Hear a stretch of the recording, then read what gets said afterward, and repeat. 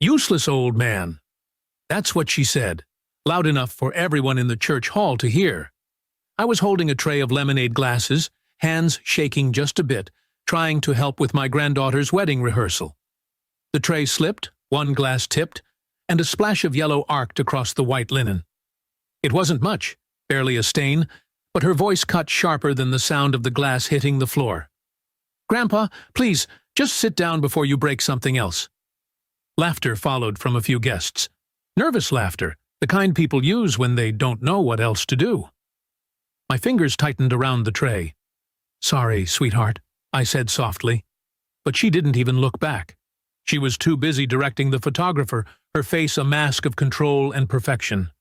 I remembered when she used to run to me barefoot in the garden, hair tangled, shouting, "Grandpa, lift me higher." I set the tray down carefully on the table and walked out to the porch. The autumn air was cool, with the faint smell of pine and the sea. My old friend, Time, had taught me one truth. Silence can say more than anger ever will. Still, her words stung. Useless old man. I sat on the bench outside, next to the carved wooden cane I'd made 20 years ago from a fallen oak. My late wife used to tease me that I could carve anything except patience. Maybe she was right. But patience came with loss. The next day was the wedding. Everyone bustled around. Flowers, ribbons, cameras, nerves. I stayed quiet, helping where I could. No one noticed. I didn't blame them. Weddings are storms of chaos and smiles. When the ceremony began, I took my seat near the back. The organ played. My granddaughter, beautiful, radiant, stubborn, walked down the aisle on her father's arm. I smiled despite myself. She didn't see me. During the reception, I watched her laugh and dance. Happiness suited her, but I could still feel that bruise of her words pressing against my chest. I wasn't angry anymore, just sad. Until I heard her again. "Can someone get the slideshow working?" she asked, frustration rising. "The USB won't open." "The video's gone. Grandpa, can you—" "No, never mind. I'll ask the DJ that word again. Dismissal. Not even anger. Just the quiet erasure of usefulness." I sighed and stood. "Let me try," I said. She hesitated. "Grandpa, it's fine, really." "Please," I said, and held out my hand.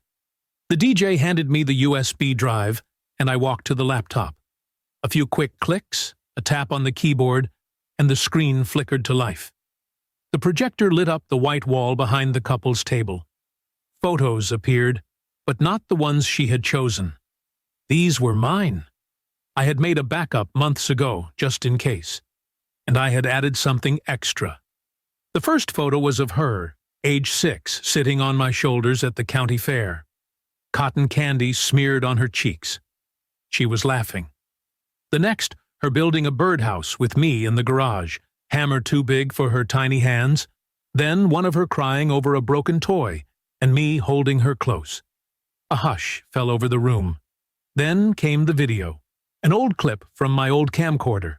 Grainy, shaky, but clear enough. Her voice filled the hall. "Grandpa, do you think I'll ever be good at anything?" And my voice, much younger then, answered, "You already are, sweetheart. You're good at loving. And that's the hardest thing in the world to be good at." The screen faded to black. The silence that followed was deep enough to touch. She turned slowly toward me, eyes shimmering. "Grandpa, how did you?" I smiled. "You didn't think an old man like me was useless, did you?" A few people laughed softly, but no one spoke louder than that. She came over and knelt beside my chair, right there in her white dress, mascara starting to run. "I'm sorry," she whispered. "I didn't mean it." I patted her hand. "I know, sweetheart. You were just busy forgetting what mattered for a moment. Happens to all of us." Her tears spilled over. She leaned in and hugged me. Later that night, after the dancing and the toasts, she found me again on the porch. "You kept all those videos?" she asked. "Every one," I said. "And every note, every drawing, every paper heart you made when you were little." Someday I thought you'd want to remember who you are, not what the world tells you to be. She looked out at the moonlit fields. I forgot for a while, didn't I? I smiled gently. We all do. But the heart has a way of finding its way home. She rested her head on my shoulder, just like she used to when she was small. I don't deserve you, Grandpa. No, I said with a chuckle. You earned me. She laughed through her tears, and the sound filled the night with something soft and whole again. When she finally went back inside, I stayed there a little longer. The music drifted through the open door. Somewhere inside, my granddaughter, the same little girl who once built a birdhouse and dreamed of the sky, was dancing again. And for the first time in a long while, I didn't feel useless at all.